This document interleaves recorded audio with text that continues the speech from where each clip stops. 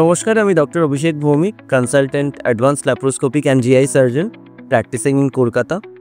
তো আজকে আমরা গলব্লাডার প্যাথোলজি বা গলব্লাডার স্টোন যেটা কমনলি হয় সেটা নিয়ে আমরা কিছু কথা বলার চেষ্টা করব। গলব্লাডার জিনিসটা কি? গলব্লাডার বেসিক্যালি একটা পাউচের মতন যেটা লিভারের গায়ে লেগে থাকে। লিভারের ইম্পর্টেন্ট কাজ হচ্ছে বাইল বা পিত্ত তৈরি করা, যেটা গলব্লাডার টেম্পোরারিলি স্টোর করে এবং দরকার মতো যখন খাবার আসে কিছু হরমোনস রিলিজ হয়, গলব্লাডার বাইলটা পাম্প করে নিচে পাঠায়। এবার এই প্রসেসটাতে যদি কোনো রকমের কোনো গণ্ডগোল হয় তাহলে গলব্লাডারে কোনো সমস্যা হতে পারে, সেটা মানে স্টোন ফর্মেশন হতে পারে। স্টোনও ওভারনাইট ফর্মেশন হয় না, বেসিক্যালি যেটা হয় যে কাদা কাদা মতন কিছু জিনিস আগে তৈরি হয়, গলব্লাডারের বাইলটা ঠিক হয়ে যায়, সেটা থেকে জমাট বেঁধে আস্তে আস্তে স্টোন হয়। গলস্টোনস ডিটেক্ট কীভাবে হয়?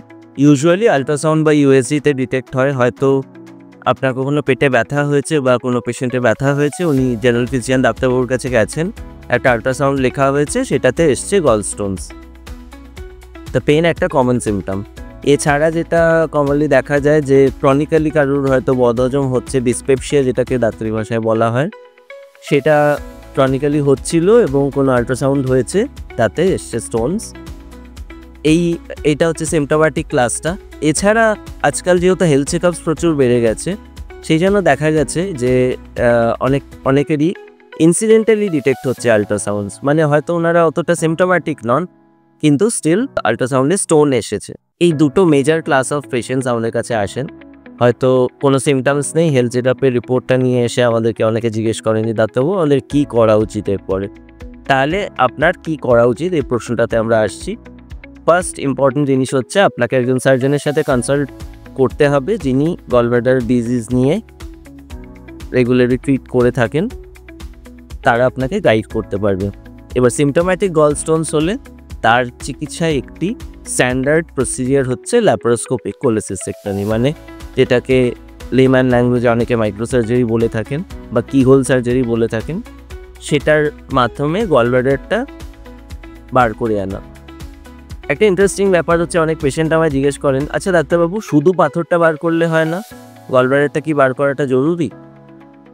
তখন যে এক্সাম্পলটা কমনলি দিয়ে থাকি যে এখানে ডিফারেন্সটা হচ্ছে অন্য অনেক জিনিসের সাথে, যে গলব্লাডারটা প্যাথোলজিক্যাল, অর্গানটা প্যাথোলজিক্যাল। তার মানে আমি যদি স্টোন বার করে নিই, কিছুদিনের মধ্যে এই প্রবলেমটা থাকার জন্য হয়তো গলব্লাডারে আবার স্টোন হয়ে যাবে, যেটা অন্য কিছু অর্গানে কমনলি আর কোথায় জানি আবার স্টোন হয়, যেমন কিডনিতে স্টোন হলে যেহেতু কিডনিটা বেঁচে থাকার জন্যও জরুরি, সেটা তো পসিবল নয়, প্লাস প্যাথোলজিটাও খানিকটা আলাদা, সেজন্য কিডনিতে খালি স্টোনটা বার করা হয়। তাহলে আমরা বুঝলাম যে স্ট্যান্ডার্ড ট্রিটমেন্ট হচ্ছে গলব্লাডারটা অপারেশন করে বাদ দেওয়া। এবার যদি আপনি অ্যাসিমটোম্যাটিক হন তাহলে দুটো জিনিস হতে পারে, একটা হচ্ছে আপনার কোনোদিনই সিমটম হলো না, আরেকটা হচ্ছে আপনার হয়তো কিছুদিন পরেই সিমটম হতে শুরু করলো, ব্যথা বা কিছু। তাহলে আমাকে বুঝতে হবে যে অ্যাজ অ্যান এডুকেটেড মানুষ বা অ্যাজ অ্যান ইনফর্মড মানুষ আমাদেরকে কমপ্লিকেশানগুলো কিছুটা ধারণা থাকতে হবে যে গলব্লাডার স্টোনের কমপ্লিকেশানস কী কী। একটা হচ্ছে পরে কোলেসিস্টাইটিস হতে পারে, মানে যেটা গলব্লাডারে ইনফেকশন কমনলি দেখা যায়। অনেক স্টোন নিচে স্লিপ করে আসতে পারে যে বাইল ডাক্টে এলো, অথবা প্যানক্রিয়াটাইটিস করতে পারে। এই রিস্কগুলো নিয়েই কিন্তু আমাদের এগোনো।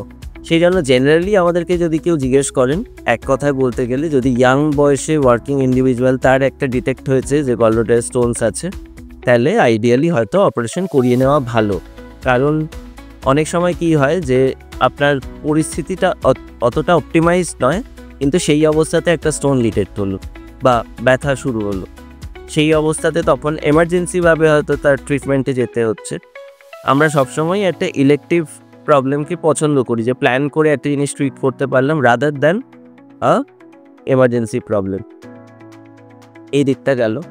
এছাড়া যেটা ইম্পর্টেন্ট, যে গলব্লাডার স্টোনস ডিটেক্ট হয়েছে, আমি হয়তো সেই সময় পরিস্থিতি অপারেশন করাতে পারছি না, কিন্তু কিছুদিন পরে করাবো। মাঝখানের যে ইন্টারভেনিং পিরিয়ডটা আমি কী করতে পারি যাতে আমার আবার ব্যথা না হয় বা নতুন কোনো প্রবলেম না হয়?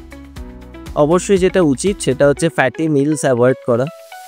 যদি ওজন বেশি থাকে কিছুটা ওজন নিয়ন্ত্রণ করা, কিছুটা ওয়েট রিডাকশন করলে, এক্সারসাইজ করলে, ফ্যাটি মিলস অ্যাভয়েড করলে। আর যেটা ইম্পর্টেন্ট হচ্ছে ছোট ছোট মিল খেতে হবে। মানে একবারে পেট ভরে যত বেশি আমরা খাওয়ার চেষ্টা করব, তত দেখা যাবে যে ব্যথা হচ্ছে। সেই জিনিসগুলোকে অ্যাভয়েড করতে পারলে ভালো। তাহলে সুস্থ থাকুন, ভালো খাওয়া দাওয়া করুন এবং অবশ্যই এরকম কোনো সমস্যা হলে আমাদের সাথে যোগাযোগ করুন। নমস্কার।